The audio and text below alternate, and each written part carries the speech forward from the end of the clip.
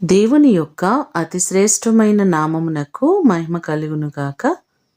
ఈ ఉదయకాలము మీకందరికీ నా వందనాలు తెలియచేస్తున్నాను. ఈ దినము మిమ్ములను బలపరచు దేవుని మాట.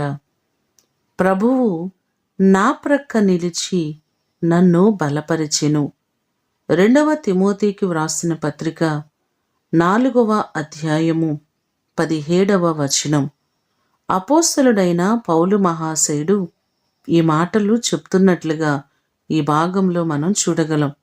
మన దేవుడు మన ప్రక్కన ఉండి నిరంతరము మనలను బలపరిచేవారు.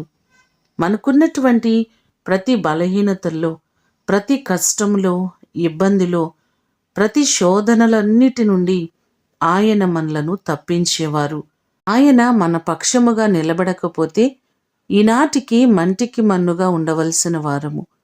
ఆయన కృప చొప్పున మనకు తోడయుండి మన పక్షమయ్యుండి నిరంతరము మనలను బలపరుస్తున్న దేవుడు. ఎన్నో మార్లు బలహీనులుగా ఉన్నప్పుడు ఆయన బలపరిచి ఇప్పటి వరకు మనలను నడిపించిన దేవుడు. ఇక ముందు కాలంలో కూడా దేవుడు మన పక్షమయ్యుండి నిరంతరము ఆయన మనలను బలపరచునుగాక. ప్రార్థన చేసుకుందాం.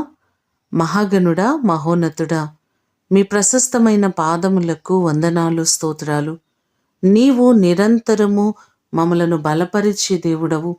మాకున్నటువంటి ప్రతి బలహీనతల నుంచి విడిపించే గొప్ప దేవుడవు నీవే. నీవు మా పక్షమై నిలబడకపోతే మేము ఈరోజు ఇలా ఉండేవారము కాదు.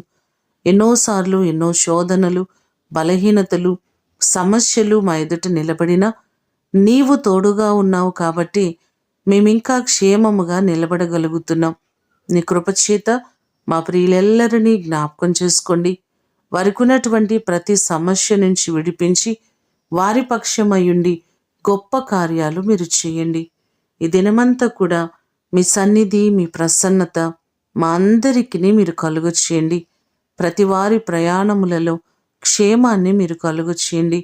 ప్రతి కుటుంబాన్ని నిండారులుగా మీరు ఆశీర్వదించి కృపలో బలపరచమని యేసు అతి ఘనమైన నామమున అడిగి వేడుకొని పొందియున్నాము తండ్రి.